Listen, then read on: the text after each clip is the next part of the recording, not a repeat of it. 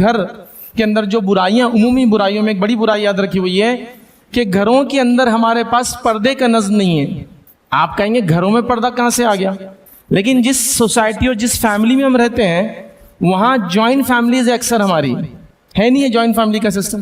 تو in joint family کے systems کے اندر کیا پردہ ہو رہا ہے؟ یا گھروں میں کون آئیں گا اور کون جائیں گا اس کا کوئی نظام طے ہے؟ ہر آدمی دروازہ کھلا دیکھ رہا ہے اور اندر داخل ہو جا رہا ہے۔ ہر آدمی کے سامنے آپ کی بیوی یا آپ کی بچیاں جو بالغ ہو چکی ہے وہ بے پردہ جا رہی ہے۔ کزنس کے نام پر لوگ گھر میں آ رہے ہیں اور ان کے سامنے کوئی پردہ نہیں کیا جا رہا ہے۔ خلیرے بھائی، پھوپھیرے بھائی، مومیرے بھائی، چچیرے بھائی یا بہنیں آ رہی ہے تو ادھر بھائی یا بہنیں ہیں وہ پردہ نہیں کر رہے ہیں۔ تو ایک بہت بڑی برائی ہمارے اندر جو آ چکی ہے، یاد رکھیے پردے کا نظم گھروں کے اندر باقی نہیں رہا۔ یاد رکھیے فیشن پرستی اور فضول خرچی نے امت مسلمہ کا بیڑا غرق کر دیا۔ یاد رکھیے آج فیشن پرستی کے نام پر وہ چیزیں ہو رہی ہے، وہ چیزیں کھائی جا رہی ہے، استعمال کی جا رہی ہے، لگائی جا رہی ہے، اوڑھی جا رہی ہے، پہنی جا رہی ہے، استعمال کی جا رہی ہے، جس کا انسانوں کو کوئی فائدہ نہیں ہے۔ کیوں؟ تو یہ فیشن چل رہا ہے تو کرنا ہے، ٹرینڈ چل رہا ہے تو کرنا ہے، ٹرینڈز کو فالو کرنا تو ضروری ہے۔ تو یہ بہت عام ہو چکا ہے۔ ادھر کے کپڑوں کے اندر بیجا خرچ، گھروں کے اندر استعمال ہونے والی چیزیں، پردے، صوفہ، بیجا خرچ، گھروں جو ہے اسی طرح جو ہے فیشن پرستی کے اندر گیجٹس، مختلف چیزوں کا استعمال کرنا جس کی ضرورت نہیں ہے۔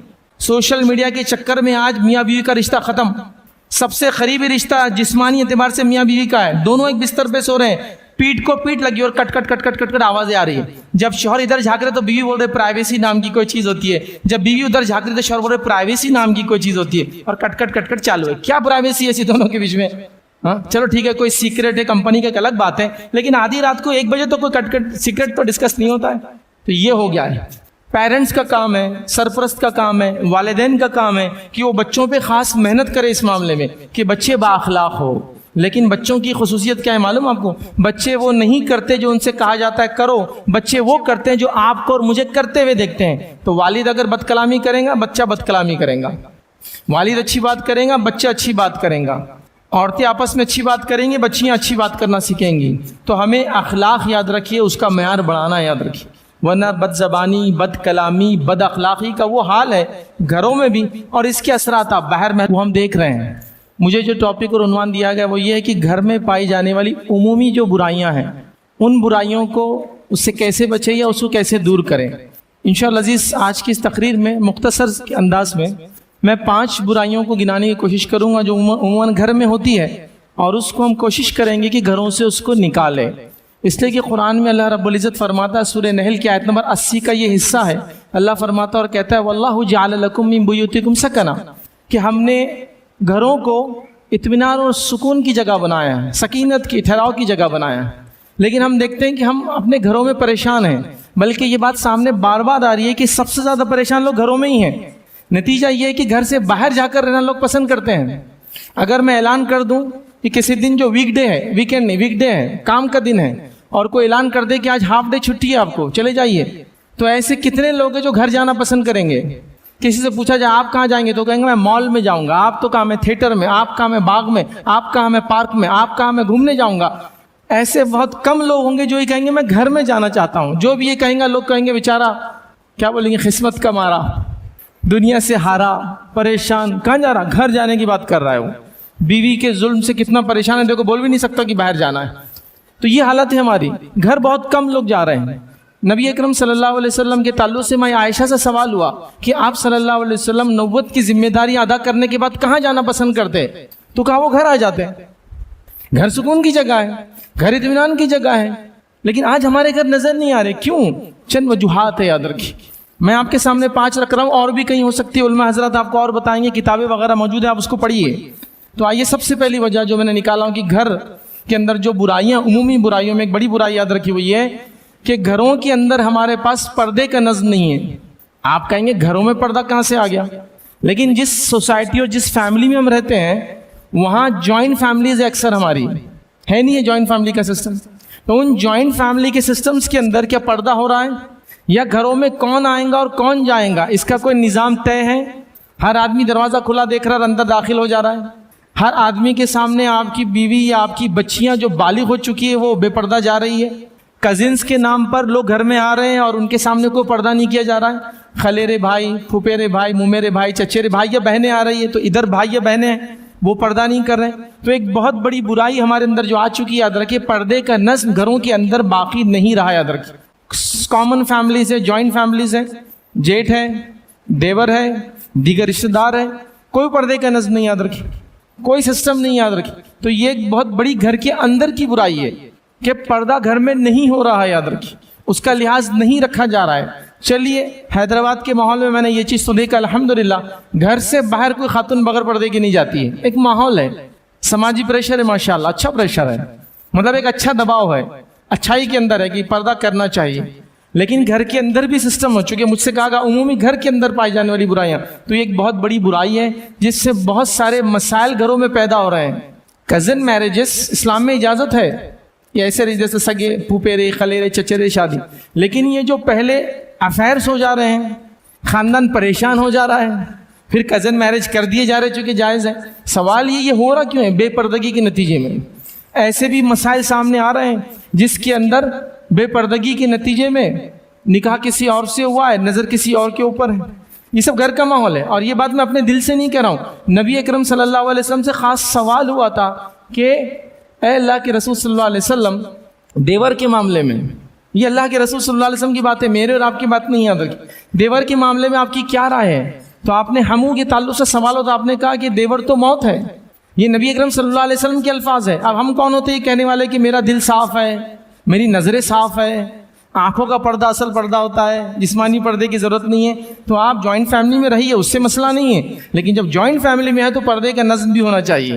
یہ ضروری نہیں کہ وہ آ کر جیٹ کے سامنے بیٹھیں، جو ہے بھائی کی بیویاں جو ہوتی ہے، یا دیور کے سامنے بیٹھیں، یا کزنس آ جائے تو آپ پردہ نہ کریں. تو پہلی چیز میں کہوں گا پردے کا نظم گھروں کے اندر اپنے درست کیجئے، چونکہ اس سے بہت ساری برائیاں آتی ہیں. یاد رکھیے اور بہت سارے بار جو مسائل ہوتے ہیں جس کی رپورٹس آپ نیوز ایجنسی سے لے سکتے ہیں یا کوئی پولیس اسٹیشن یا پولیس والوں سے لے سکتے ہیں کہ سب سے زیادہ جو عزتوں پر ہاتھ ڈالے جاتے ہیں وہی لوگ ڈالتے ہیں جو سب سے قریب ہوتے ہیں، لیکن رپورٹ نہیں ہوتے کیسز، اس لیے کہ ان کو سب پتہ ہے.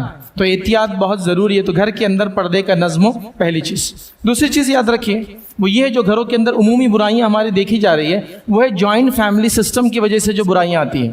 جوائنٹ فیملی میں رہنا کوئی بری چیز نہیں ہے، لیکن پھر چولہا الگ ہو، پردے کا سسٹم ہو تو جوائنٹ فیملی میں رہیے، کوئی مسئلہ نہیں ہے. چونکہ انڈیا کے اندر سوشو اکنامیکل کنڈیشن ہمارے ایسے نہیں ہوتے ہیں کہ ہر آدمی ایک الگ گھر میں رہے، تو لوگ ساتھ رہتے مخلوط رہتے، لیکن ساتھ رہنے کا معنی یہ نہیں کہ ہر چیز غلط ملت ہو جائے. اب جوائنٹ فیملی کا ایک پہلا پرابلم کیا ہوتا ہے معلوم آپ کو؟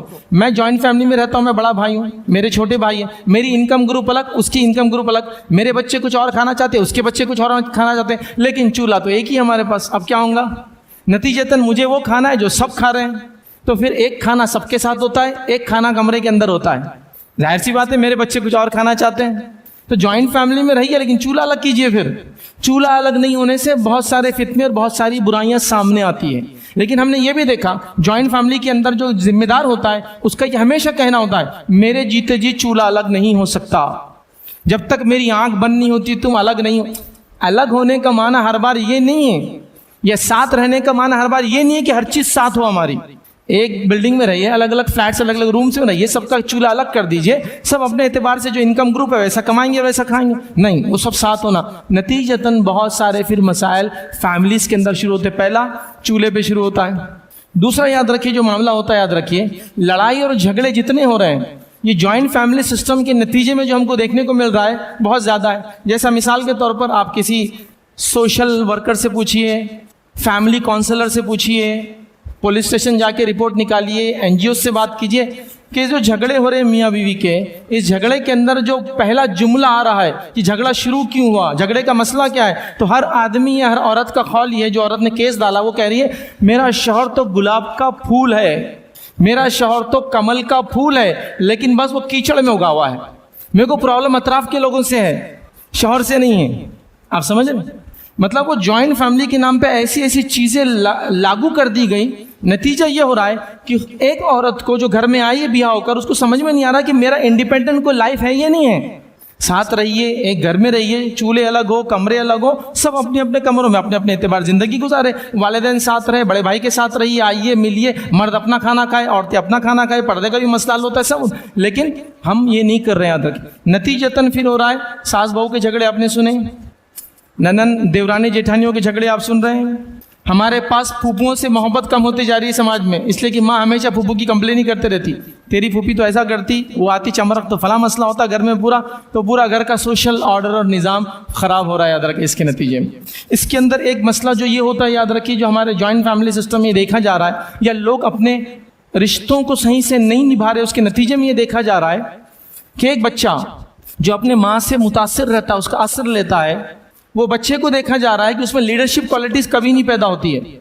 उसमें लीडरशिप क्वालिटी इसलिए पैदा नहीं होती है कि अपनी माँ को सहमा हुआ, जुल्म सहता हुआ, कोई उसको कोस रहा है सुनता हुआ, किसी के जाने के बाद उसके पीठ पीछे बोलता हुआ, आंसू बहाता हुआ पाता है, तो वो डिप्रेस बड़ा होता है। और बच्चे देखिए डर और खुशी बड़ों को देखकर सीखते हैं। माँ ने पहली बार झिंगुर को देख के चिल्लाया, झिंगुर आ गया, तो बच्चे ने झिंगुर से डरना सीख लिया, चिपलक से डरना सीख लिया। तो माँ को रोते हुए देख रहा है, क्योंकि उस सिस्टम के अंदर जो कुछ हो रहा है आप सब जानते हैं, नतीजतन वो भी वैसा बढ़ता है और एक गुलाम मेंटालिटी से आगे बढ़ता है। लिहाजा हमको ज़रूरी है, अगर हम साथ रहते हैं तो सबके अपने अपने हुकूक दिए जाए और सब अपने अपने हुकूक को इस्तेमाल करें। कोई इसका, ये आदमी इसके हक़ में ना घुसे, वो आदमी इसके हक़ में ना घुसे, लेकिन हमारे पास जब भी साथ हो रहे, हर आदमी दूसरे के हुकूक में घुसता चला जा रहा है, इतना घुस जा रहा है कि समझ में नहीं आ रहा क्या करें। तो सबके अपने दायरे कार है, उसमें हमें रहना चाहिए। अब इसी फैमिली सिस्टम के अंदर जब कोई निज़ाम नहीं होता जॉइंट फैमिली में, फिर कीना, बुग़्ज़, हसद, चुगली, पीठ पीछे बात करना, ये सारी बुराइयां फिर समाज में और फैमिली में आम हो जाती है। याद रखिए। इसी तरह हमारे घरों के अंदर जो बुराइयां हैं, याद रखिए, एक बड़ी बुराई वो ये है बदअखलाक़ी।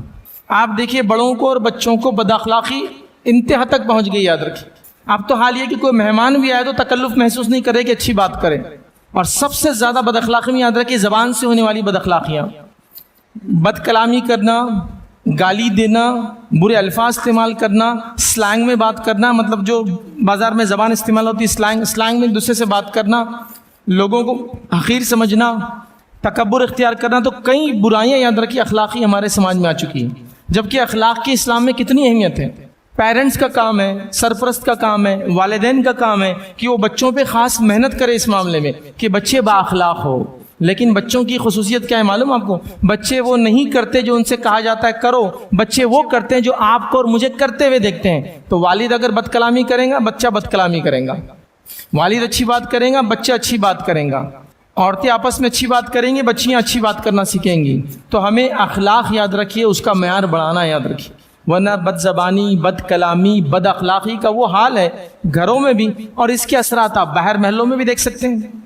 लोग एक दूसरे के घर पे जा रहे हैं, बच्चे सामने वाले को उसके बाप के नाम से बुला रहे हैं। मजाक से सुना ना आपने कि बाप के नाम से बच्चे को पुकार रहे हैं, बाप को न जाने क्या क्या अलक़ाब दिए जा रहे हैं। सड़क पर गाड़ी चलाने का अंदाज़ देखिए उनका कैसा है, हॉर्न मारने का उनका तरीक़ेकार कैसा है, उनके हर चीज़ आप देखेंगे तो आप कहेंगे ये कौम अखलाक में गिरती चली जा रही है। याद रखिए, और किसी भी कौम का मयार अगर देखना है उसकी बुलंदी का, वो उसके अखलाक से पहचानी जाती है।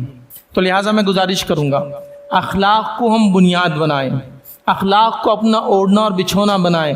अखलाक कभी कभार वो काम कर जाते हैं जहाँ बड़े बड़े अल्फाज भी काम नहीं कर पाते हैं, अखलाक वो काम कर जाते हैं। याद रखिए, नबी अकरम सल्लल्लाहु अलैहि वसल्लम की ज़िंदगी है, सहाबा की ज़िंदगी है, और असलाफ की वाक़यात पढ़ सकते हैं कि उन्होंने अखलाक से कैसे लोगों को मुतासिर किया।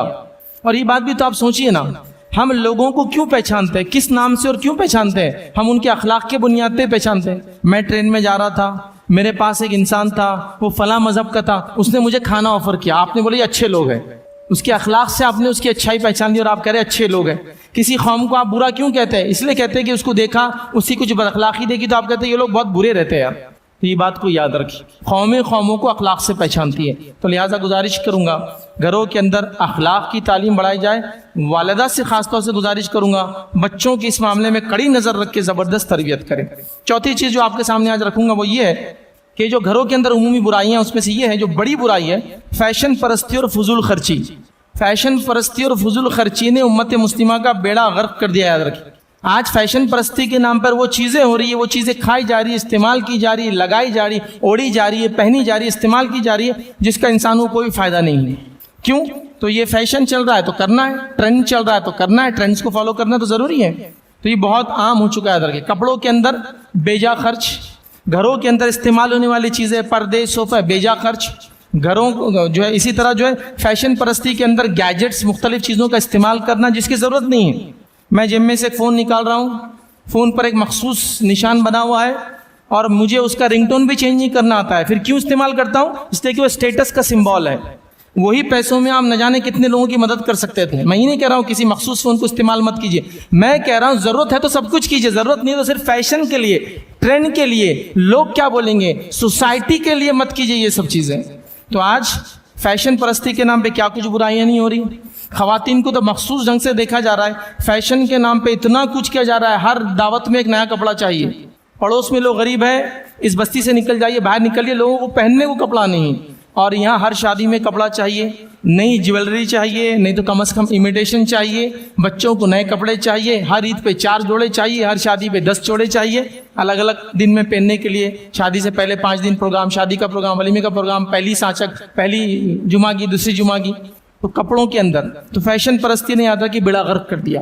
استعمال کی چیزوں میں اتنی زیادتی کہ مجھے یہاں تک چیزیں بتائی گئی کہ ایک شادی میں جانے کے لیے 5,000 روپے تیار ہونے کے لیے دیے جا رہے ہیں, چہرے کو صرف بنانے کے لیے, چہرے کو مخصوص شیپ اور مخصوص کلر کا شیڈ دیے جانے کے لیے. سبحان اللہ, یہ ہو رہا ہے. یاد رکھیں, دن 2 دن اس کے لیے لگائے جا رہے ہیں. گزارش کروں گا, یہ عمومی برائیاں ہیں, اس کو نکالیے. آپ جیسے اللہ نے جیسا بنایا سب سے بہترین بنایا. ہاں کسی خاتون کو سجنا ہے اپنے شوہر کے حد تک کرے وہ, لیکن یہاں وہ سجتی ہے شوہر کے نام سے, اور آنے کے بعد دعوت میں شوہر اس کو پہلی بار دیکھتا ہے جب وہ منہ دھو کے بیٹھی بھی رہتی ہے. جیسے بھائی شوہر کے لیے ہم تیار ہو رہے, تو شادی میں بیچارہ آیا کام سے, ریڈی ہوا, چلو بیگم, تو بیگم برقعے میں تھے, پیچھے بیٹھے, گاڑی میں چلے, یا کار میں ہے تو پیچھے, بچے ہے تو بچے نہیں تو سائڈ میں.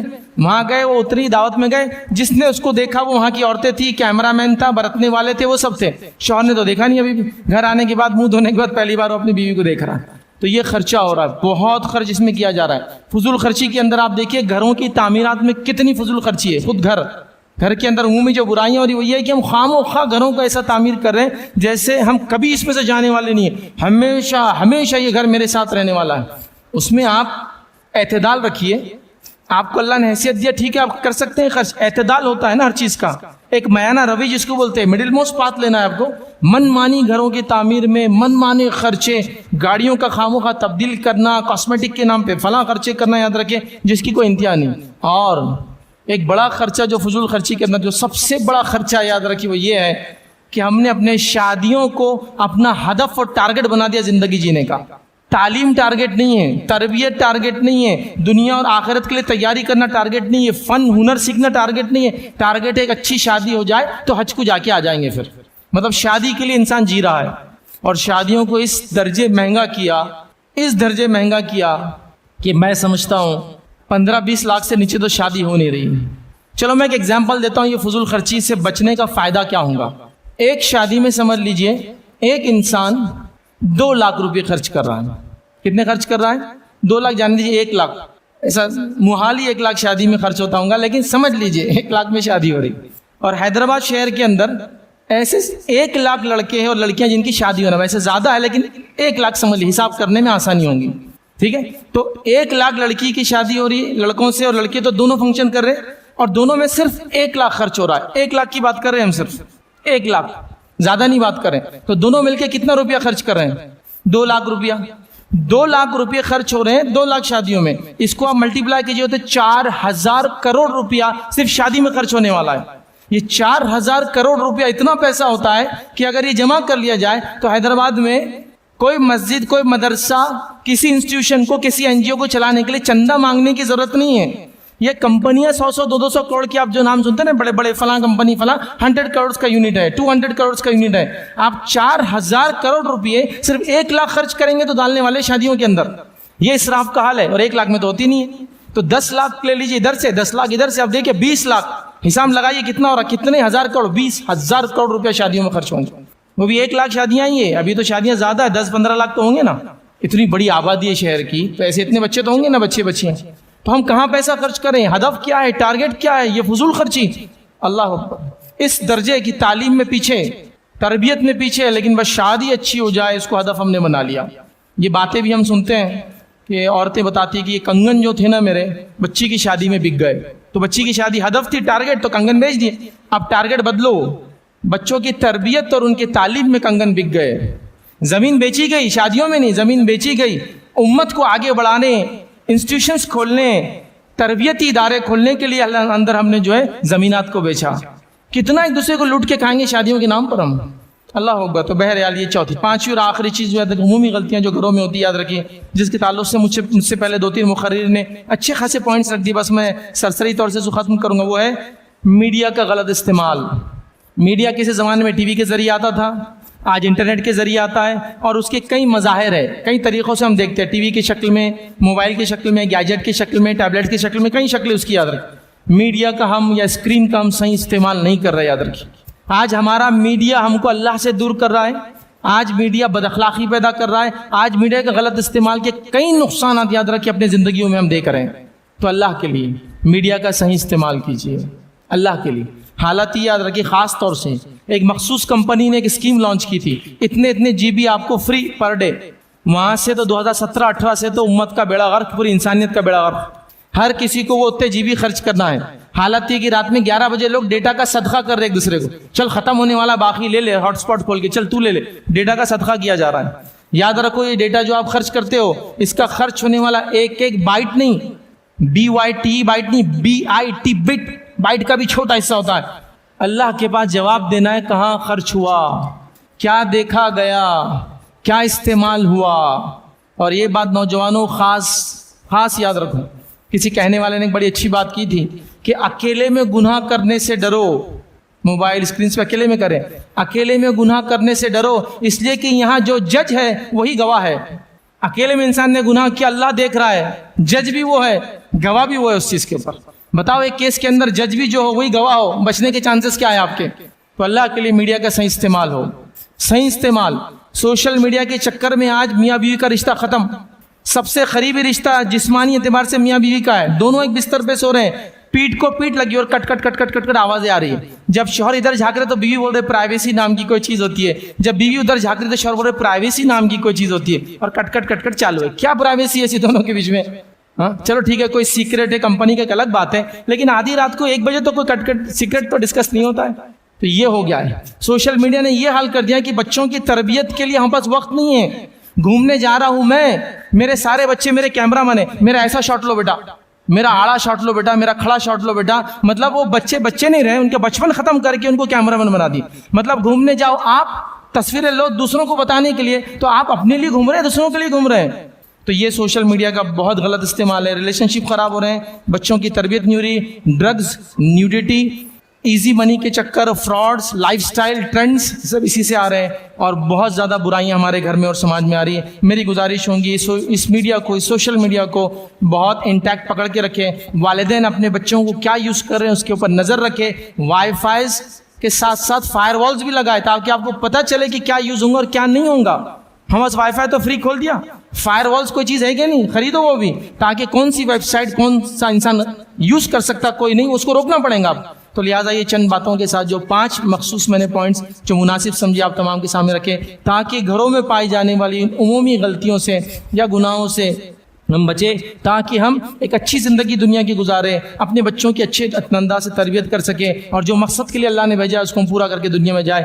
اس مختصر سے وقت میں جو ٹاپک اور جو عنوان ہم نے رمضان سے پہلے چھوڑا تھا، اور رمضان سے پہلے ہم یہ ٹاپک اور اس عنوان پر بات کر رہے تھے کہ وہ حرام کام جنہیں معمولی سمجھ لیا گیا ہے، یا وہ روزمرہ کے کام، یا مخصوص ہم نے الگ الگ جو ہے جس کو کہیں گے فیلڈز لی تھی، جیسا کہ نماز میں وہ حرام کام جنہیں معمولی سمجھ لیا گیا ہے، توحید میں، اس کے بعد جو ہے جو اللہ کی جو ہے توحید کے اندر، اللہ کی ذات کے اندر، اور آخری مرتبہ جو رمضان سے پہلے ہم نے لیا تھا وہ تھا معاملات کے اندر، کہ معاملات کے اندر وہ حرام کام جنہیں معمولی سمجھ لیا گیا ہے. آج بھی انشاءاللہ عزیز اسی ٹاپک کو آگے لے کے چلیں گے، اور ایک مخصوص جو ہے چیز کے تعلق سے بات کریں گے، اور وہ ہے انشاءاللہ عزیز جو ہم آج دیکھیں گے لباس کے تعلق سے، وہ حرام کام جنہیں معمولی سمجھ لیا گیا ہے. اب ظاہر سی بات ہے اس ٹاپک اور جس عنوان کو ہم دیکھ رہے تھے اس کا مقصد یہ نہیں تھا کہ ہم جو لوگ جمعہ میں آئیں ان کو حقیر سمجھے یا ان کی تذلیل کریں، بلکہ اس کا مقصد یہ تھا کہ ہم نے اگر جانتے بوجھتے یا غیر شعوری طور سے اگر یہ کام کیا ہو تو ہم ان کاموں کو چھوڑ دیں. چونکہ ایک عمومی طور سے بات میں نے دیکھی ہے، اور وہ یہ ہے کہ لوگ یہ سمجھتے ہیں اور یہ بات ہم نے شروع میں بھی دیکھی تھی کہ اگر کسی حرام چیز کے بارے میں ہم کو علم نہ ہو تو اللہ تعالیٰ اس معاملے کو ہمارے لیے معاف کر دیں گا. تو لہٰذا وہ حرام چیزوں کو سننا بھی نہیں چاہتے، اس لیے کہ سنیں گے تو پھر معلوم ہو جائے گا، معلوم ہو جائیں گے تو عمل کرنا پڑے گا اور ہم گناہ گار ہو جائیں گے. لیکن جب تک معلوم نہیں ہوگا تو ہم گناہ گار نہیں رہیں گے. چھوٹا سا واقعہ سناتا ہوں. ایک مرتبہ ایک جگہ ہم درس لینے جاتے تھے، بہت ابتدائی دور کی بات ہے. تو وہاں جب درس لینے گئے تو ایک صاحب تھے جن کے گھر میں درس ہوتا تھا، تو ان کے والد درس پہ نہیں آتے تھے. تو ایک مرتبہ بچوں کو بولنے لگے کہ دیکھو میں جو تمہارے فیض صاحب آتے ہیں نا وہ بہت باریک باریک پیستے چیزوں کو، اس لیے میں ان کے درس میں نہیں آتا. کیوں؟ بولے اس کی وجہ دیکھو سن لو. بولے اب میں آپ کو بتا دے رہا ہوں، سن لو. میں آتا نہیں تو میں سنتا نہیں، میں سنتا نہیں تو میری پکڑ نہیں ہے. اب تم لوگ جاتے تو تم سنتے تو تمہاری پکڑ ہے. تو لہٰذا اب تم دیکھ لو تمہارا کیا معاملہ ہونے والا ہے. تو گویا ان کا یہ ایک بلیف تھی، سوچ تھی یا فکر تھی کہ اگر حرام چیزوں کو سنے نہیں تو عمل نہیں بھی کرے تو پوچھ نہیں ہوں گے. جیسا کہ اگر مجھے نہیں پتا کہ جوا کھیلنا حرام ہے تو میں کھیل سکتا ہوں، اگر مجھے نہیں پتا کہ سود لینا حرام ہے تو میں سود لے سکتا ہوں. تو ان کی یہ سوچ تھی کہ اگر ہمیں کسی چیز کا علم نہ ہو تو وہ کام اگر کر لے تو جائز ہے. تو بولنے لگے بچوں کو کہ باریک باریک پیستے ہو تو اگر آپ جاتے تو آپ کو دیکھو مسائل معلوم ہو رہے مطلب آپ کی پوچھ ہونے والی. تو یہ تھاٹ پروسیس، یہ سوچ بالکل غلط ہے. آپ بتائیے اگر ایک شخص ہو جس کو حق معلوم، مطلب جس کے پاس تک توحید کی دعوت پہنچی ہو، ٹھیک ہے ہم سیدھے نہیں پہنچا پائے لیکن پہنچی ہو، تو کیا اللہ کے سامنے نہیں بول سکتا کہ میرے سامنے؟ اللہ کا کام ہے کہ اس کو بتائے توحید کیا تھی، حق کیا تھی. ورنہ جیسا اگر ہم یہ سوچے کہ مجھے حرام نہیں معلوم تھا تو میں عمل نہیں کر تو پوچھ نہیں ہوں گی، تو ایسے کئی لاکھوں کروڑ لوگ جو کہیں گے ہم تک مسلمانوں نے توحید کی پیغام نہیں پہنچا لہٰذا ہم کو پتہ نہیں تھا لہٰذا ہم جہنم میں نہیں جا سکتے. لیکن قیامت کے دن کوئی ایک بھی مشرک اور کافر یہ کہتے ہوئے قرآن کے اندر کوئی ذکر نہیں کہ اللہ پہ الزام لگائیں گے کہ ہم کو پتہ نہیں چلا تھا تیرے دین کے بارے میں، تو یہ اللہ کا ذمہ اللہ پہنچا دے گا. تو لہٰذا کبھی ہوتا ہے جب ہم حرام کاموں کی بات کرتے ہیں تو لوگ سمجھتے ہیں ارے یار یہ تو ہم کو ٹارگٹ کیا جا رہا ہے، یار خامو خواہ گئے لیکچر میں نہیں آتے، سیریز میں تو آج بچ جاتے تھے. نہیں، یہ تو اللہ کا فضل ہے کہ اللہ نے وہ چیزیں جن سے وہ سزا دیتا آخرت میں ہم کو بتا دی اللہ کے رسول صلی اللہ علیہ وسلم کے ذریعے، قرآن کے ذریعے، تاکہ ہم اس سے بچ جائے. ورنہ اگر آپ نہ معلوم ہونے کی شکل میں بھی یہ کریں گے تو پکڑ تو ہے، پکڑ سے چھوٹ نہیں. یاد رکھیے کوئی یہ سمجھے کہ مجھے حرام چیزیں معلوم نہیں تھی تو اللہ پکڑ نہیں کرے گا، یہ بالکل بے بنیاد عقیدہ ہے، یہ غلط بات ہے. چونکہ جس شریعت کو ہم نے ماننے کا دعویٰ کیا اس کے قوانین جاننا ہی ہمارا حق ہے. جیسا کہ اگر میں کسی ملک میں جاتا ہوں اس کے ویزا اپنے پاسپورٹ پہ لگاتا ہوں تو میں اس چیز کو مانتا ہوں کہ اس ملک کے تمام قوانین میں مانوں گا. تو میرا کام ہے اب جاننا کہ اس ملک میں کیا لے جایا جا سکتا ہے اور کیا نہیں لے جایا جا سکتا. وہ ملک نہیں بتائیں گا آپ کا کام ہے، آپ آ رہے ہیں ہمارے ملک میں آپ جانو. تو جب میں نے لا الہ الا اللہ کہا تو صرف یہ لا الہ الا اللہ نہیں ہے، اس کے ساتھ جتنے کنڈیشن ہے سب کو میں نے مان لیا. مطلب جو اللہ نے حکم دیا حلال کا وہ میں مانوں گا، جو حرام قرار دیا میں اس کو حرام مانوں گا، جو کرنے کا حکم دیا کروں گا، جس سے روکا اس سے رکوں گا، اللہ کے رسول کی اطاعت کروں گا، ہمیشہ ایک اللہ کو مانوں گا. یہ سب بائی ڈیفالٹ وہ کنڈیشن میں آ جاتا ہے. تو اس بات کو آپ سمجھے. تو آئیے وہ حرام کام جو لباس کے معاملے ہم نے معمولی سمجھ لیا، چند باتیں اس کے بارے میں رکھوں گا. تو پہلی چیز انشاءاللہ ہم جو دیکھیں گے وہ یہ ہے کہ لباس کا یاد رکھیے یہ معاملہ. کچھ باتیں مخصوص مردوں کے بارے میں تو میں کہہ دوں گا مردوں کے بارے میں، کچھ باتیں مخصوص عورتوں کے بارے میں تو کہہ دوں گا عورتوں کے بارے میں. تو یہ مخصوص بات مردوں کے بارے میں، اس میں لیکن عورتوں کو بھی علم ہے، وہ اس لیے کہ ان کو اپنے مرد بچوں کو یہ کام کروانا ہے. ظاہر سی بات ہے ان کے لیے علم تو سب کے لیے. تو یاد ہے کہ لباس کو یاد رکھیے اپنے ٹخنوں سے نیچے پہننا، یہ مردوں کے لیے خاص ہے، عورتوں کے لیے نہیں ہے. عورتیں تو پورا نیچے تک پہنیں گے، وہ لڑ بھی جائے تو کوئی مسئلہ نہیں. ٹخنوں سے اونچا پہننا یاد رکھیے. اور یہ لباس کا وہ حرام کام ہے جس سے ہم نے معمولی سمجھ لیا. یاد رکھیے معمولی مطلب یہ کہ حرام کام ہے لیکن ہم سمجھتے کچھ نہیں ہوگا، اگر ہوگا بھی تو تھوڑے دن عذاب ملیں گا، پھر ہم جنت میں انشاءاللہ چلے جائیں گے. لیکن جو ازبال کرتا ہے، ازبال مطلب ٹخنوں سے نیچے پینٹ، پیجامہ، لنگی، پتلون، سوپ کو لٹکانا، اس کو بولتے ازبال. اور کرنے والے کو بولتے عربی مسبل، کرنے والا مسبل. ٹھیک ہے، تو جیسا صلاح نماز، مصلی نماز پڑھنے والا. تو جو ازبال مسبل جو ازبال کرنے والا ہے، تو اس کے تعلق سے اللہ کے رسول صلی اللہ علیہ وسلم بہت سخت وعید کی، مطلب کوئی عام وعید نہیں کی کہ چل جاتا ہے بلکہ. آئیے نبی اکرم صلی اللہ علیہ وسلم لباس کے اس مسئلے کے بارے میں کیا فرماتے ہیں؟ کہتے ہیں، صحیح مسلم کی روایت ہے، اللہ کے رسول صلی اللہ علیہ وسلم فرماتے ہیں، کہتے ہیں 3 آدمیوں سے اللہ تعالیٰ قیامت کے دن ہم کلام نہ ہوں گا، بات نہیں کریں گا. 3 لوگ ایسے ہوں گے جن سے اللہ بات نہیں کریں گا، روزے ہم کلام نہیں کریں گا. ایک نقصان.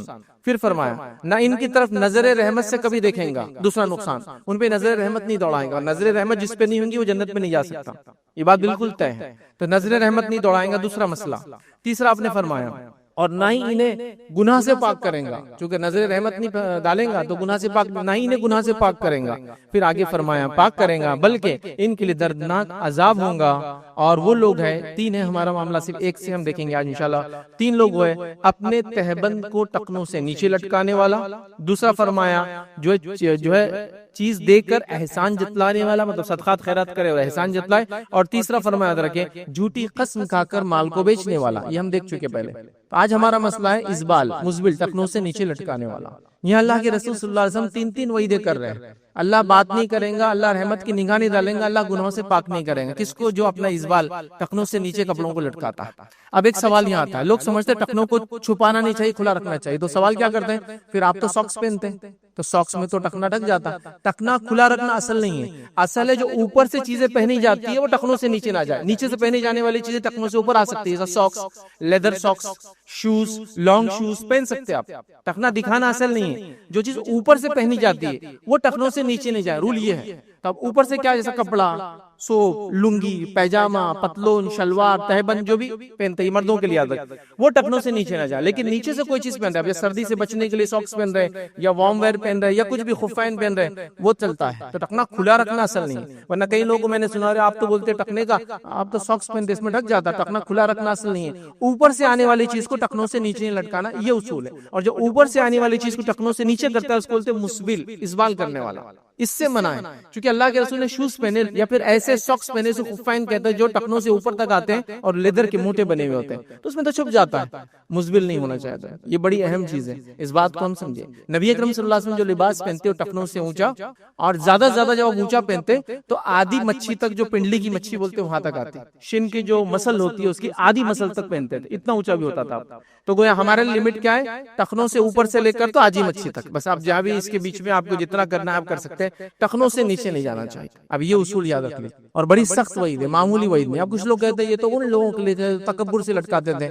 اس حدیث میں کہیں بھی تکبر کا لفظ نہیں ہے, لیکن حدیث پوری واضح ہے. صحیح مسلم کی روایت ہے کہ 3 آدمیوں سے اللہ تعالیٰ روز قیامت جو ہے نہ ہم کلام ہوں گا, نہ رحمت کریں گا, نہ مغفرت کریں گا, اور ان کے لیے دردناک عذاب ہوں گا. کہیں بھی نہیں ہے کہ وہ تکبر سے کرتا ہوں گا, کہیں بھی نہیں, الفاظ ہی نہیں. ہاں, تکبر سے کرنے والے کے لیے ڈبل عذاب ہے, یہ بات حدیث کے اندر آتی ہے. مطلب جو لٹکائے بھی وہ تکبر سے لٹکائے, جیسا بادشاہ, سلاطین, بڑے بڑے لوگ اس زمانے میں اپنے کپڑوں کو لٹکاتے تھے, بلکہ اتنا لٹکاتے تھے کہ پیچھے لوگ لے کر چلتے تھے اس کو اٹھا کے جب ان کو چلنا ہوتا. تو یہ یاد رکھیے, وہ تکبر سے کرتے, ان کے لیے اور زیادہ بڑا عذاب ہے. لیکن نبی اکرم صلی اللہ علیہ وسلم کو تکبر تھا نہیں تھا, پھر بھی آپ ہمیشہ اوپر رکھتے تھے. کیا دلیل ہے ہمارے لیے؟ اتباع کی دلیل ہے کہ ہم کو نبی اکرم صلی اللہ علیہ وسلم جیسا کرنا ہے.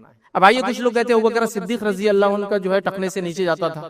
تو یاد رکھیں ابوبکر صدیق کے تعلق سے آتا ہے کہ ہاں کبھی کبھار ان کو دیکھا گیا کہ ان کا ٹخنا ڈھکا ہوا ہوتا تھا, لیکن کیسا ہوتا تھا وہی بتا دیتا ہوں. ایک طرف نیچے ہوتا تھا اور ایک طرف اوپر. وہ بھی کیا ہے, کپڑا چونکہ سلا نہیں سکتے تھے, پیسہ اتنا نہیں تھا لوگوں کے پاس, اور تھا بھی تو لوگ اسراف نہیں کرتے تھے, تو اسی کپڑے کو یوز کر رہے تھے. آپ سمجھے؟ تو تب ایک لٹکتا تھا. تو اگر کوئی کہہ رہا میں ابوبکر صدیق کی سنت پہ چلتا ہوں تو ایک نیچے لٹکائے ایک اوپر کرے.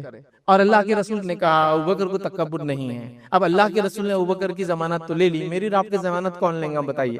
ابوبکر کی ضمانت ہو گئی. اب کچھ لوگ کہتے نہیں ہم کو تکبر نہیں ہے اس لیے ہم لٹکا سکتے, چلیے اوپر کیجئے. نہیں, اوپر نہیں کر سکتا, تکبر بھی ہے نا, میں تکبر سے نہیں لٹکاتا نا, چلیے اوپر کیجئے نا. پھر ایک بار نہیں اوپر نہیں کر سکتا, تکبر ہے. پھر اس کا کہاں گیا پھر وہ, چلیے کر کے دیکھیے نا پھر ایک بار. تو بہرحال لوگ لیکن فیشن میں یہ کام کرتے ہیں, لیکن سنت کی وجہ سے یہ کام نہیں کرتا. بیچ میں فیشن آ گیا تھا, چند سیلیبریٹیز اونچا پہن رہا, اب سب پہن رہے, دیکھیے چھوٹے چھوٹے پینٹ پیچے ہوتے ہیں, اونچے اونچے ہوتے ہیں, سب پہن رہے. اب وہ لمبا کریں گے وہ بھی لمبا کر دیں.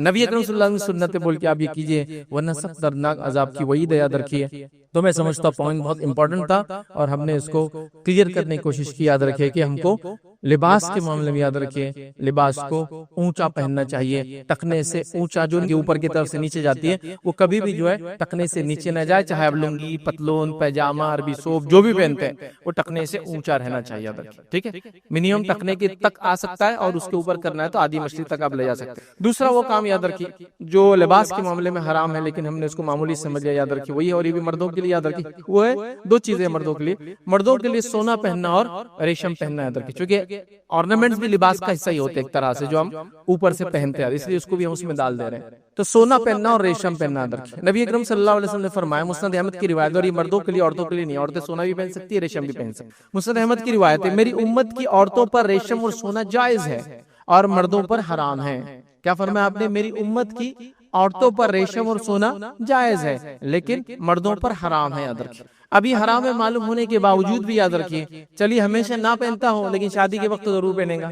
اللہ, ہمیشہ اگر نہ بھی پہنتا ہوں تو شادی بھی آؤ تو برابر لڑکا ہے تو سسرال والے لا کر جہیز یا کچھ دینے والے, اس کی پہلی علامت یہ کہ انگوٹھی آپ کے ہاتھ میں ڈال دی جا رہی ہے, اور بڑے فخر سے وہ نوجوان ہاتھ میں انگوٹھی پہن کے گھوم رہا ہے. لوگ انگوٹھی دیکھ کر پہچان لے رہے کہ اس کی شادی طے ہو گئی, مطلب رسم ہو گیا, اس لیے ہاتھ میں سونے کی انگوٹھی آ گئی. آئیے, نبی اکرم صلی اللہ علیہ وسلم کا زمانہ ہے اور ایک شخص جو ہے سونے کی انگوٹھی پہن کر مسجد نبوی میں داخل ہوا. نبی اکرم صلی اللہ علیہ وسلم نے انگوٹھی کو اتار کر پھینک دیا. نبی اکرم صلی اللہ علیہ وسلم نے کہا کیا تو پسند کرتا ہے کہ آنکھ کا انگارہ تیرے ہاتھ میں دیا جائے یا تجھے پہنا جائے؟ تو کہا نہیں. اس کے بعد کچھ لوگ اس کے پاس آئے اور کہا تیرے گھر میں محرمات ہوں گی نا، مطلب گھر میں عورتیں وغیرہ ہوں گی نا، ان کو لے آ کے دے دے.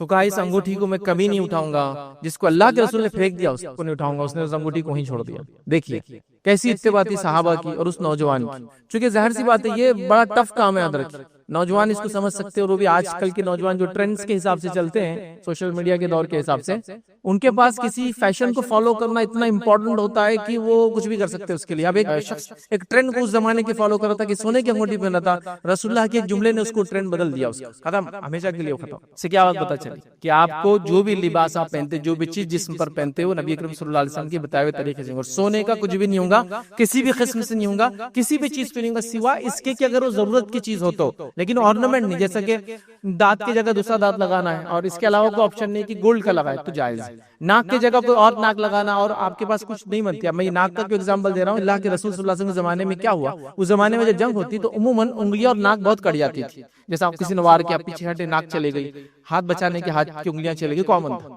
تو کیا کرتے تھے عرب، جب ناک چلی جاتی تھی تو ناک یاد رکھیں سافٹ بون ہوتی ہے اور وہ سافٹ بون اندر ہارڈ اسکل میں اٹکی ہوئی ہوتی ہے. جب وہ کٹ جاتی ہے اس کو پورا نکال لیتے ہیں تو اندر سوراخ بچتا ہے ایک بڑا.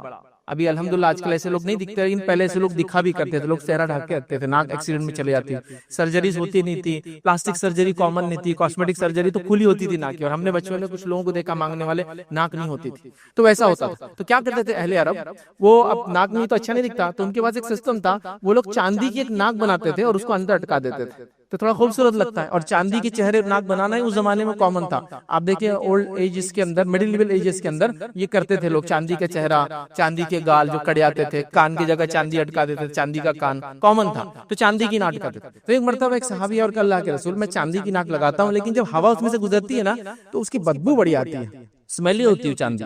کیونکہ چاندی آپ کو پتا ہے آکسیجن سے جب وہ ہوتی ہے تو بلیکش کلر لیتی ہے، مطلب وہ ریئیکٹ کرتی ہے، آکسیڈائزیشن ہوتا ہے، اس لیے چاندی کی چیزوں کو آپ کو صاف کرنا پڑتا ہے، کالی ہو جائے تو کیا اسمیل کرتی ہے. تو کیا میں سونے کی لگا لوں؟ تو کہا ہاں تو سونے کی لگا لے. تو پتا چلا یوز کی چیز، جیسا اگر آپ کو بول رہا ہے ہاتھ کے اندر کچھ چیز ڈالنا ہے تو وہ گولڈ کی ڈال سکتے تو وہ بہت دن تک اچھی ہوتی ہے، آپ ڈال سکتے ہیں. دانت کی جگہ گولڈ کا کچھ لگانا لگا سکتے ہیں، وہ ایک الگ بات. بٹ آرنامنٹ کے طور پر آپ گولڈ نہیں پہن سکتے یاد رکھیے. پھر مرد آرنامنٹ کے طور پر کیا پہن سکتا ہے؟ حالانکہ آج کا ٹاپک نہیں، بس مختصر بتا دوں. مرد چاندی کی ایک انگوٹھی اپنی یہ دو انگلی، رنگ فنگر اور لٹل فنگر، چاہے سیدھے ہاتھ کی یا پھر الٹے ہاتھ کی رنگ فنگر یا لٹل فنگر جس کو کہتے ہیں چھوٹی انگلی، اور یہ اس کو انگوٹھی والی انگلی کہتے ہیں، ان میں پہن سکتا ہے. اور آپ صلی اللہ علیہ وسلم کی انگوٹھی جو تھی چاندی کی تھی، اس پر ایک حبشی نگینہ تھا. کچھ لوگ بولتے ہیں عقیق اللہ کے رسول پہنتے تھے، اللہ کے رسول عقیق کبھی نہیں پہنا. حبشی نگینہ ایتھوپین ایک نگینہ ہوتا تھا جو بلیک کلر کا ہوتا تھا، بلیک شیڈ میں وہ ہوتا، اور اس پہ لکھا ہوتا محمد رسول اللہ. اور اللہ کے رسول اس کو الٹا پہنتے تھے، مطلب رنگ کا نیچے کا حصہ اوپر اور جو سیل تھی وہ نیچے آتی تھی. اس لیے آپ دیکھیں بہت سارے اہل علم کو وہ انگوٹھی پہنتے ہیں، اس کے پیچھے پتھر ہوتا ہے لیکن الٹا پہنتے ہیں، پتھر نیچے اور انگوٹھی کا پتلا حصہ اوپر رہتا ہے. تو یہ سنت ہے، تو اللہ کے رسول الٹا پہنتے تھے اس کو. تو بہت سارے صحابہ بھی یہ کرتے تھے اور صحابہ نے بعد میں اس عمل کو جاری رکھا. اس سے پتہ چلا یہ بھی آپ کر سکتے، کرنا ہے تو، لیکن سونے کی نہیں. سونے کے علاوہ وہ بھی منایا تھا کہ اللہ کے رسول کے سامنے ایک شخص آیا جس نے لوہے کی پہنی، آپ نے پسند نہیں کیا، اس نے پیتل کی پہنی، آپ نے پسند نہیں کیا، اس نے چاندی کی پہنی، آپ نے خاموشی اختیار کی. تو پتہ چلا سونا تو حرام ہے، پیتل، تانبا، لوہا بھی نہیں پہن سکتا ایک مرد، صرف چاندی. تو اگر پہننا ہے تو پھر یہ پہنیے بہرحال.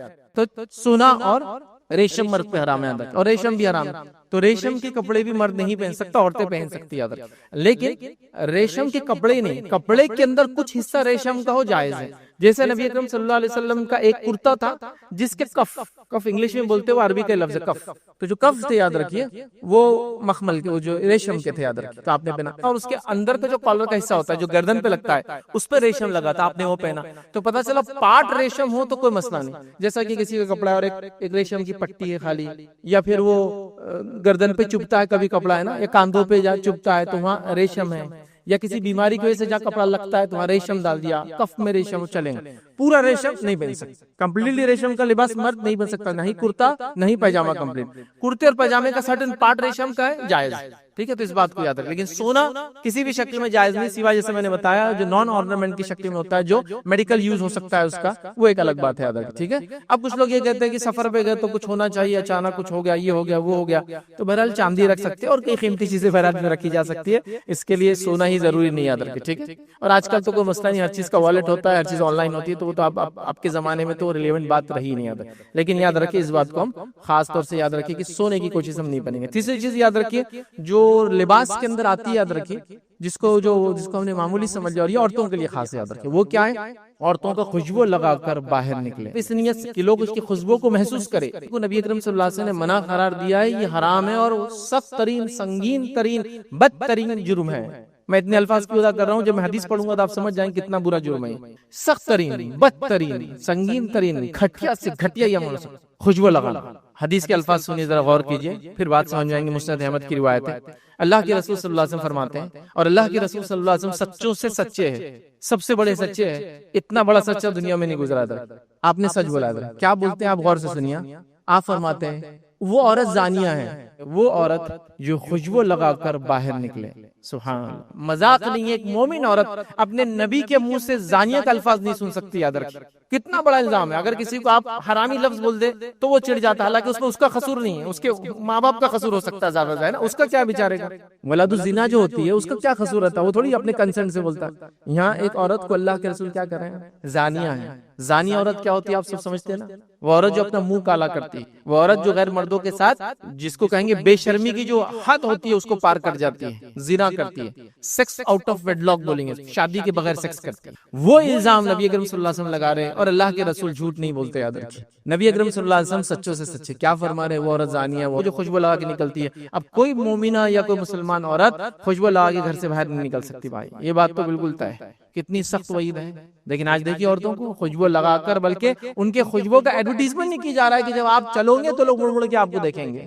آپ کوئی سوال کر سکتا ہے عورت پھر کیا لگائے, باڈی اسمیلی ہو جاتی ہے, بدبو ہو جاتی ہے جس میں, تو کیا کرے. تو ہاں عورت خوشبو لگا سکتی. کون سی بتا دیتا ہوں.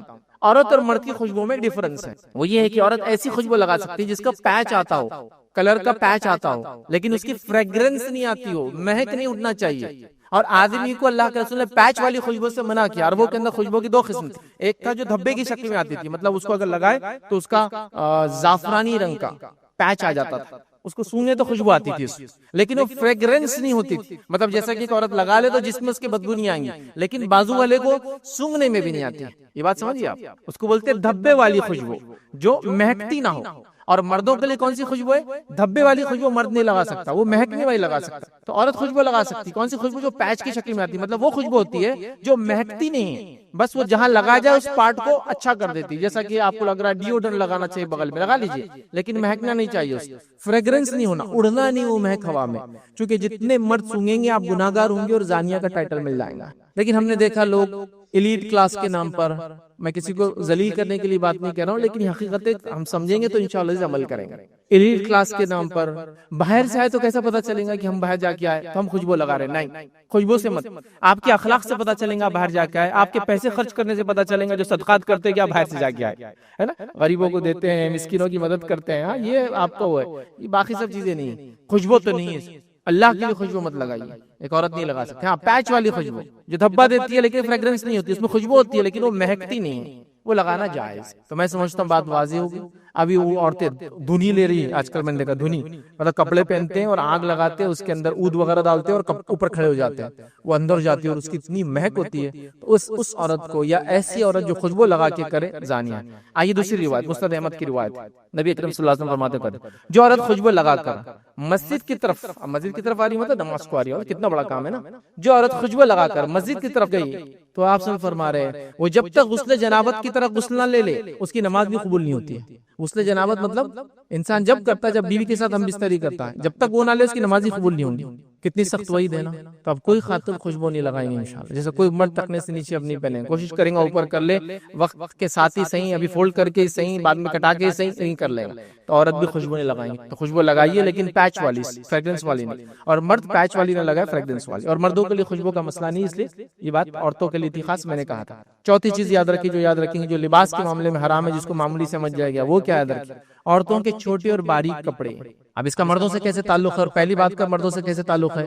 ظاہر سی بات ہے, آپ اپنی بیوی کو, اپنی بہن کو, اپنی ماں پہ دیکھیں گے یہ چیز تو یہ مسئلہ حل ہو جائے گا. جیسے آپ نے دیکھا کپڑے صحیح نہیں, خوشبو لگا رہی ہے آپ کی بہن یا بیوی, تو آپ کا یہ بیگم یہ نہیں ہو سکتا. اور باجی یہ نہیں ہو سکتا یا بہن یہ نہیں ہو سکتا، امی یہ مت کیجیے، روکنا پڑے گا آپ. تو اسی طرح جو ہے یہاں بھی یاد رکھیے اگر عورت اگر پتلا اور باریک لباس پہن رہی ہے تو اس کا مطلب مردوں کی آنکھوں کا پانی مر گیا ہے، جبھی تو وہ پہن رہی ہے ویسا لباس. تو آئیے اللہ کے رسول کیا فرمائے، لیکن عورت کو خود سمجھ ہونا چاہیے اس کی. حدیث کے الفاظ سنیے، بڑے سخت الفاظ ہیں اور لباس کا معاملہ ہے. نبی کریم صلی اللہ علیہ وسلم فرماتے ہیں، صحیح مسلم کی روایت ہے، جہنمیوں کی دو ایسی قسمیں آپ سے فرماتے ہیں جو میں نے اپنے زمانے میں نہیں دیکھا، آنے والے زمانے میں آئیں گی. جہنمیوں کی دو ایسی قسمیں جو میں نے اپنے زمانے میں نہیں دیکھا، آنے والے زمانے میں آئیں گی. کیا ہے؟ پہلی وہ قسم ایسی قوم آئیں گی جو گائے کی دم کی طرح ان کے پاس کوڑے ہوں گے اور لوگوں کو ماریں گے، مطلب ظالم حکمراں، ظلم کرنے والے حاکم. پہلی قسم ہوگی. اور دوسری قسم وہ عورتوں کی ہے جو کپڑے پہننے کے باوجود ننگی ہوں گی، سیدھی راہ سے بہکنے والی اور دوسروں کو بہکانے والی ہوں گی، اور سر پر بختی اونٹوں کے کوہان کے جیسے جوڑے ڈالیں گی. بختی اونٹ سمجھتے ہو؟ وہ اونٹ جس کے اوپر ایک ہم پا جاتا ہے اور وہ چربی کی وجہ سے ہوتا ہے، اور وہ صرف سیدھا نہیں آتا، ڈھل جاتا ہے. اب وہ اونٹ تو ہمارے زمانے میں نہیں، تو میں آپ کو بیل کا ایگزامپل دوں گا. یہ جو سانڈ ہوتے ہیں نا راستوں پہ کبھی آپ کو ملیں گے، ان کے کاندھا دیکھو کیسا ہوتا ہے، گول، عام بیلوں کا نہیں ہوتا ہے، اور وہ اتنا بڑا ہوتا ہے کہ ایک طرف گر جاتا ہے کبھی اس کے چربی کی وجہ سے، کیونکہ وہ کام نہیں کرتا، صرف چڑھتے پھرتا ہے. تو وہ اس کو بولتے ہیں کوہان. تو وہ بیل کی کوہان ہے، لیکن اونٹ کے بیچ میں آتی ہے، سینٹر میں آتی ہے، اس کے سامنے نہیں آتی ہے، سینٹر میں. تو کوہان کے جیسا ہوں گا، مطلب وہ اپنے سروں پر جوڑے ڈالیں گی. جوڑے کا مقصد کیا ہوگا؟ لوگوں کو اٹریکٹ کرنا. ٹھیک ہے. تو آپ سے فرماتے ہیں بختی اونٹوں کی جو ہے کوہان کی طرح ہوں گی. ایسی عورتیں جنت میں داخل نہ ہوں گی، بلکہ جنت کی خوشبو بھی نہیں نصیب ہوں گی ان کو. حالانکہ جنت کی خوشبو فلاں فلاں مقام تک آتی ہوں گی، جنت کی خوشبو بھی نہیں سن، مطلب اتنے دور سے لے جایا جائے گا جہنم میں کہ اس کی اسمیل بھی اس کو سننے کے لیے نہیں دیا جائے گا. کس عورت کو؟ کپڑے پہنے بھی ننگی ہونا. اس کا معنی کیا ہے؟ اس کا معنی ہے کپڑے تو ہے لیکن اتنے پتلے ہے کہ دکھتا ہے، کپڑے تو ہے اتنے چست ہے کہ پوری باڈی سمجھ میں آتی ہے، یا کپڑے ہی غائب ہے سیدھے سے. ہمارے پاس دونوں مسئلے ہیں، کپڑے بھی غائب ہے، چست بھی ہے اور پتلے بھی ہے. جیسے آج کل تو ہاتھوں تک تو کپڑا پہننا ہی نہیں، سمپل. تو ایک عورت کا ہاتھ یہاں سے یہاں تک کھلا ہے، اب ہاتھ کھلا ہے تو ہاتھ اٹھا دے تو بغل بھی کھلا ہے، اس کا مطلب تو یہ تو چلا ہی گیا سمجھو. اب تھوڑا دیندار طبقہ کیا کر رہا ہے؟ اس کو ڈھاک رہا ہے. کس سے ڈھاک رہا ہے معلوم؟ آپ کو جالیوں سے ڈھاکا جا رہا ہے. اللہ تعالیٰ کو کیا جواب دیں گے؟ اس ہاتھ کھلا ہے. یہی تو حدیث کا معنی ہے، کپڑے پہنے ہوئے ننگی ہوں. یا پھر کپڑا تو پورا پہنا، اتنا چست پہنا کہ وہ نہ پہنتی اور پہنتی دونوں ایک جیسا ہے. کپڑا کیا ہے تو برقع بھی اتنا چست ہے کہ وہ پہنے اور نہ پہنے ایک جیسا ہے، کہ اندر کون ہے کیا ہے ساری ساخت پتہ چل جاتی ہے. ساخت سمجھتے ہیں؟ باڈی کا فگر اور شیپ سمجھ میں آ جاتا ہے. انگلش کے الفاظ کامن ہے، جلدی سمجھ میں آ جاتے ہیں. ساخت، نشیب و فراز اردو میں بولتے ہیں. اب اتنا بولوں گا تو آپ اس کو ڈھونڈتے بیٹھیں گے نشیب و فراز کیا ہے. باڈی کے اپس اینڈ ڈاؤنز اس کو بولتے ہیں نشیب اور فراز، اوپر اور نیچے سب دکھ رہے ہیں چست کپڑوں کی وجہ سے. یہی معنی ہے پہنی ہوں گی لیکن ننگی ہوں گی. کپڑا کس لیے دیا جاتا ہے؟ جسم کے عیب چھپانے کو، جسم کی ساخت چھپانے کو. مطلب جس میں ایسے پارٹس ہیں جو عیب دار ہے، کبھی جس بھی عیب دار ہوتا ہے انسان کا ایکسیڈنٹ ہو جاتا ہے، فلاں خراب چھپ جاتا ہے، اور اس کو ڈھانکنے کے لیے اگر اس کو اتنا چست پہن لیا جاتی ہے اور کپڑے غائب ہیں. تو آج کل کپڑے بھی غائب ہیں، پتلے بھی ہے اور ساتھ میں چست بھی ہے. اتنے چست کپڑے پہنتی ہے کہ دعوتوں میں دیکھا جا رہا ہے کہ عورت یا تو کرسی بیٹھ سکتی ہے تو بیٹھ کے نہیں کھا سکتی، کھڑ رہ کے کھانا کھا رہے. کیوں؟ تو وہ فولڈ ہی نہیں ہوتا پیر، کیونکہ وہ پیجامہ چوڑی دار، کیا وہ چوڑی بھی شرماری دیکھ کر کہ اس سے بھی کوئی باریک چیز ہو سکتی، کبو دار ہے کہ ایسا یوں کرے تو کیا ہوتا، تھائی کی مسل پھیلنا شروع ہوتی، اور پھیلے تو وہ برداشت نہیں کر سکتا. تو مانڈی ڈال کے نہیں بیٹھ سکتے، دو جان بھی نہیں بیٹھ سکتے. آپ دیکھیے آپ ایسے کھڑے تو پینٹ آپ کیوں نہیں ہوتی، جیسے آپ پیر کو پلٹائے تھائیز بڑی ہو جاتی ہے آپ. تو وہ اتنا بھی برداشت نہیں کرتا، اتنا چست ہوتا ہے وہ کپڑا.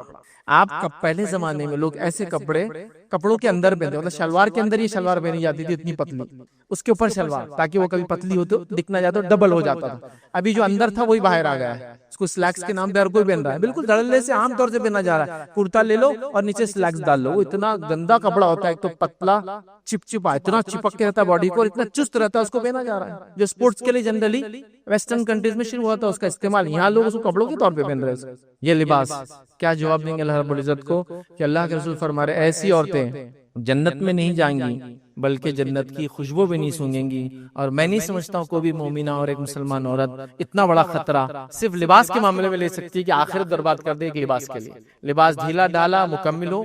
میرا ایک اس کے مکمل لیکچر ہے، خاص طور سے گزارش کروں گا سبھی سے اس کو سنیں، اور شاید میری زندگی کا سب سے لمبا لیکچر ہے، اور وہ عورت کا لباس کیسا ہو. تقریباً 2 گھنٹے اور 47 منٹ کا وہ لیکچر ہے، سب سے لمبا لیکچر میری زندگی. مکمل طور سے عورت کے لباس کیسا ہونا چاہیے میں نے مکمل ڈسکرپشن دیا، اللہ کے رسول صلی اللہ علیہ وسلم کے عمل سے، امہات المومنین کے عمل سے، اور صحابیات اور تابعیات کے واقعات اس میں پورے. وہ کیسا کپڑا پہنتی تھی، کیسا چک کرتی تھی، اور کپڑے کے معاملے اتنی حساس ہوتی تھی کہ ایک صحابیہ کے تعلق سے واقعہ آتا ہے کہ وہ اپنے وقت میں جو ہے ایک زمانے کے اندر بوڑھی ہو گئی اور نابینا ہو گئی تھی، تو دیکھ نہیں پاتی تھی عادت. جب دیکھ نہیں پاتی تھی تو ان کے بچے نے ایک بار لباس کپڑا لایا، تو روایت میں آتا ہے کہ اس کپڑے کو لے کر وہ ہاتھ سے جانچتی تھی ایسا، اور اس سے اندازہ لگاتی تھی موٹا ہے پتلا ہے.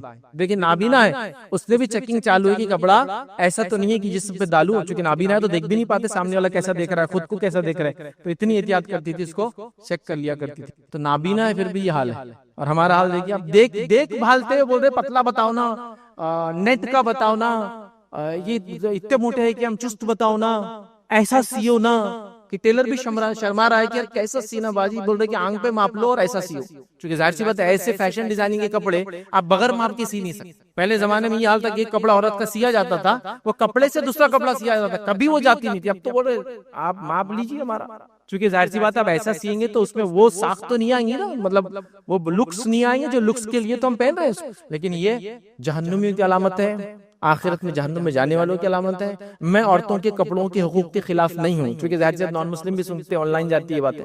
میں عورتوں کے کپڑوں کے حقوق کے خلاف نہیں، لیکن دین یہ کہتا ہے کہ ایسے کپڑے پہنو تو اس کا آخرت میں فائدہ ہے. اب یہ ایک انسان کی چوائس ہے، جو کرنا چاہے کرے. لیکن میرا کام تھا ایز اے مسلم میں بتاؤں کہ مسلمان عورت اپنے رسول کی بات مانتی ہے اور یہ کام کرتی ہے. اور ہر مذہب کے اندر کپڑے کا ایک بہترین تصور عورت کے لیے کہ پورا جسم ڈھاکے، وہ ہر مذہب میں، صرف اسلام میں، ہر مذہب میں.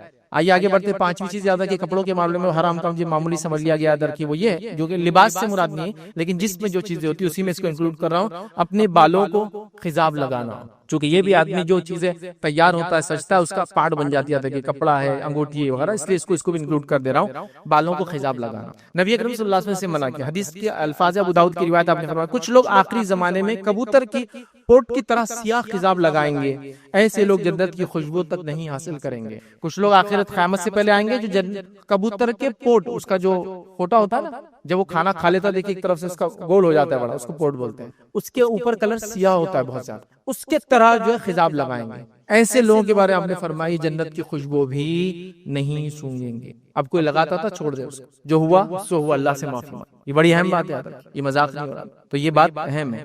کچھ لوگ اس روایت کو لاتے ہیں، وہ روایت بھی رکھتا صحیح مسلم کی روایت ہے. حدیث میں الفاظ ہے کہ اللہ کے رسول نے کچھ لوگوں کو دیکھا، صحابہ کو، جن کے بال پورے سفید تھے، داڑھی اور سر کی، تو کہا انہیں رنگو.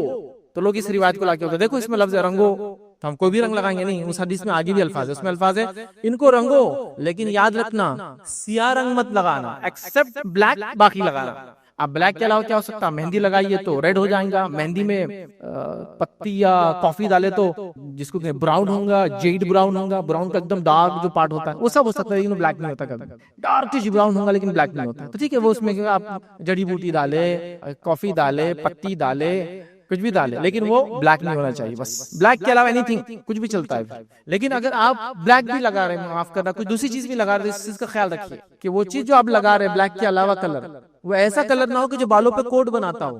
آج کل کچھ کلرز آتے ہیں 6 مہینے 1 سال کی وارنٹیز آتی ہے. سوال یہ کہ کیسے وہ ٹک پاتے ہیں؟ دیکھیے مہندی جب عورت ناخن پہ لگاتی ہے تو مہندی ناخن کے اندر چلے جاتی ہے. اگر آپ بلیڈ لے کے ناخن کو تھوڑا سا گھسے نا تو لال لال ایسے چھلکے نکلتے ہیں اس کے، مطلب وہ ناخن کا حصہ بن گئی، اوپر کور نہیں ہے، ناخن کا اندر پارٹ بن گیا اور اندر تک رہتی ہے. تو اس لیے مہندی کی وضو کا مسئلہ ہے. لیکن اگر نیل پالش لگائی عورت تو وضو نہیں ہوگا اس کو. کیوں نہیں ہوگا؟ لیکن نیل پالش کور بنا دیتی ہے. تو ویسے بالوں کے اندر پانی جانا ضروری ہے، لیکن بال گیلے ہو جاتے ہیں. لیکن اگر آپ ایسا کوئی کلر لگائیں گے جو ٹھیک ہے بلیک تو نہیں ہے لیکن وہ کور بنا دیتا ہے، پلاسٹک جیسا ایک کور، تو وہ کلر بھی نہیں چلے گا، کیونکہ اس سے نہ آپ کا غسل ہوگا نہ آپ کا وضو ہوگا. ٹھیک ہے، تو اس بات کو بھی آپ سمجھیے. تو بلیک مت لگائیے، اس کے علاوہ لگائیے. دیکھیے تھوڑے دن ہم کو بلیک کلر لگانے سے اچھا دکھتا ہے، دور سے دیکھنے والے کو بوڑھے نظر نہیں آتے، نزدیک آنے والا تو پہچان ہی لیتا ہے. وہ دیکھیے اسکن ڈھل جاتی ہے، لوز ہو جاتی ہے سر کی، اور آپ کالے بال کی تو کوئی بھی سمجھ جاتا ہے یہ نمبر گاڑی کی رینیو کری ہوئی ہے. یہ گاڑی 15 سال آلریڈی چل چکی ہے، ایکسپائر ہو چکی ہے، اس کو رینیو کیا گیا. ہوتا ہے نا پرانی گاڑی کو دیکھے نیا نمبر تھا بولتے اچھا رینیول ہو گیا اس کا. تو یہ تو رینیول ہے، جب بھی سمجھ میں آ جاتا ہے، چھپتا نہیں ہے. تو پھر کیا کس کو بتانا آپ کو بتائیے. ہاں کالا رنگ ایک جگہ لگا سکتے ہیں اب بولیے جلدی بتائیے بار یہ موقع تو ہم کو چاہیے، اور وہ ہے جنگ کے میدان میں آپ لگا سکتے. تو آپ بولیے شادی بھی تو میرے لیے جنگ کا میدان ہے، بچی کی ماحول میں نکلنا بھی تو جنگ کا میدان ہے میرے لیے. نہیں صرف جنگ کے میدان. اس لیے کہ جنگ کے میدان میں کبھی اگر سفید بال والے لوگ دکھیں گے سامنے فوج کو تو ان کے مورائل ہائی ہو جاتے ہیں. ان کے جذبے بڑھ جاتے کہ بوڑھے لڑنے آئے اب تو ہم جیت جائیں گے، تو وہاں صرف جائز ہے بس ایک ہی مقام، وہ بھی دھوکہ، چونکہ جنگ کا اللہ کے رسول نے جنگ دھوکہ ہے، جنگ دھوکہ ہے۔ جنگ میں اللہ کے رسول سے پوچھا کہ ہم کہاں جائیں گے، تو آپ کبھی جانا ہوتا تھا ساؤتھ بولتے تھے نارتھ جائیں گے، جنگ دھوکہ ہے، اسے بولا نہیں جاتا صحیح بات، فوج پوچھ رہی کہاں جانا ہے تو آپ بولتے تھے صبح فجر کے بعد ہم نارتھ جائیں گے، جب فجر کی نماز پڑھتے بولتے ساؤتھ جانا ہے تاکہ اگر کوئی مخبر بھی ہوں گا تو غلط خبر جائیں گے۔ تو جنگ کیا ہے؟ دھوکہ ہے، تو جنگ دھوکہ ہے، شادی دھوکہ نہیں ہے، محلے میں لوگوں کو دھوکہ نہیں دینا اپنے کو، وہ سب نہیں، تو صرف ایک جگہ لگا سکتے ہیں، باقی سب جگہ حرام ہے۔ اچھا کوئی سوال کرتا میں تو جوان ہوں، بال لیکن سفید ہو گئے، تو آپ دوسرا کلر کیجیے، بلیک الاؤڈ نہیں ہے، بلیک الاؤڈ نہیں ہے، اس بات کو آپ یاد رکھیں۔ اسی طرح آخری پوائنٹ جو آج دیکھیں گے ہم یاد رکھیں، لباس کے معاملے میں، حالانکہ لباس کا حصہ نہیں لیکن بالوں سے اس کا تعلق ہے، اور لباس میں اس کو کاؤنٹ ہوتا ہے، آدمی اچھے کپڑے اور بال جماتا کہیں گا تو خوشبو لگاتا ہے، اس لیے اس کو کور کر رہا ہوں، وہ یہ یاد رکھیں نقلی بال لگانا، نقلی بال لگانا مرد عورت دونوں کے لیے حرام ہے، یاد رکھیں، اور بالوں کو کلر کرنا مرد عورت دونوں کے لیے حرام ہے، یاد رکھیں، یہ کامن پوائنٹ تھے اس لیے بولا نہیں میں نے کس کے لیے، تو یہ بھی یاد ہے کہ نقلی بال لگانا۔ نبی اکرم صلی اللہ علیہ وسلم فرماتے ہیں، صحیح مسلم کی روایت ہے، ایک عورت آئی نبی اکرم صلی اللہ علیہ وسلم کے پاس اور کہا اللہ کے رسول میری بیٹی بیمار تھی اور بیماری سے اس کے بال چلے گئے، وہ بیچاری ٹکلی ہو گئی۔ اب دیکھیے ایک ماں پہ کیا صدمہ، بیٹی کے بال چلے جانا تو کتنا ضروری ہے، عورت کے لیے بال اس کی خوبصورتی کا پارٹ ہے، ٹھیک ہے، تو کہا اللہ کے رسول میری بیٹی ہے، اور سوال کیا کہ اس کے بال بیماری کی وجہ سے چلے گئے، کیا میں اس کو جوڑا لگا دوں؟